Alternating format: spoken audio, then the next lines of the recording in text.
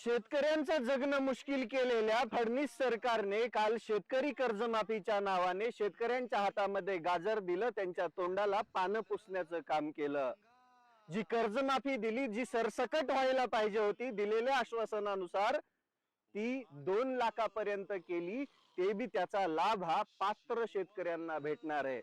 बरं मला सांगा फडणवीस, 31 मार्च 2025 ला प्रत्येक शेतकऱ्याने तुमच्यासारखे पुढारी सोडले तर प्रत्येक शेतकऱ्याने कर्ज नवजुनी केली, कारण की बँकांचा दबाव त्यांच्यावरती असतो आणि त्यांना ते नवजुनं करावंच लागतं।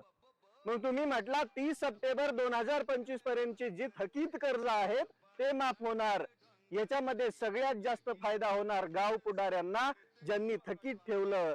जो सच्चा शेतकरी आहे, जो इमानदार शेतकरी आहे, तो दरवर्षी मार्च एंडिंगला त्याच्यावर असणारं पीक कर्ज हे रिन्यू करतो, नवजुनं करून घेतो, मग ते चालू बाकीमध्ये येतं। मग जे शेतकरी नियमित कर्ज भरतायत त्यांना तुम्ही 50,000चं गाजर दिलं, त्याच्यामध्ये काय होतं हो? अतिवृष्टीमध्ये शेतकरी अगदी उद्ध्वस्त झालाय। या वर्षी दुष्काळाचं सावट आहे शेतकऱ्याच्या डोक्यावरती, कारण की आत्ताच 38च्या वर पारा चढलाय आणि पुढे येणारा पाऊस काळ पण चांगला नाहीये। कुठं मरण घ्यायचं त्या शेतकऱ्याने, कुठं फास घ्यायचा त्या शेतकऱ्याने, हे पण तुम्ही त्या कर्जमाफीच्या आश्वासनामध्ये सांगायला पाहिजे होतं। तुम्ही ज्या सो कॉल्ड शेतकरी नेत्यांना आश्वासन दिलं होतं त्याच्याप्रमाणे केलं का हो तुम्ही? बरं तुम्ही कर्जमाफीचं फक्त धोरण आखलं, त्याच्यामध्ये अटी आणि शर्ती सहित जी समिती निर्णय देईल, जी समिती अहवाल देईल त्याच्याप्रमाणे कर्जमाफी करण्यात येईल, हे बोलायला पण तुम्ही विसरला नाहीत।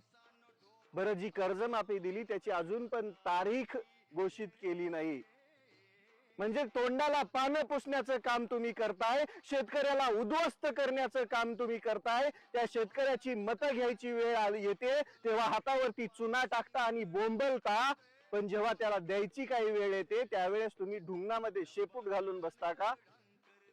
अरे काय बोलावं तुम्हाला? ज्या शेतकऱ्यांनीच तुम्हाला निवडून आणलं, ज्या शेतकऱ्यांच्या जीवावरती तुम्ही राजकारण करतात, त्याच शेतकऱ्यांच्या मुळावरती उठलात तुम्ही। तुम्हाला लाजा कशा वाटत नाहीत? कर्जमाफी देताय, त्याच्यामध्ये पात्र अपात्रतेचा खेळ खेळताय, तुम्हाला लाजा कशा वाटत नाहीत?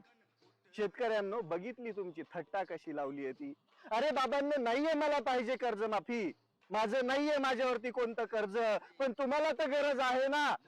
का नाहीये सरकारला जाब विचारत तुम्ही सगळे एक संघ होऊन?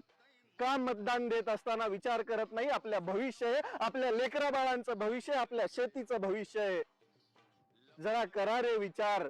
डोळ्यावरती पट्टी बांधून या भिकारचोट राजकारण्यांना निवडून देण्यापेक्षा जरा चांगली माणसं तिथं निवडा, म्हणजे तुमचं काम करतील।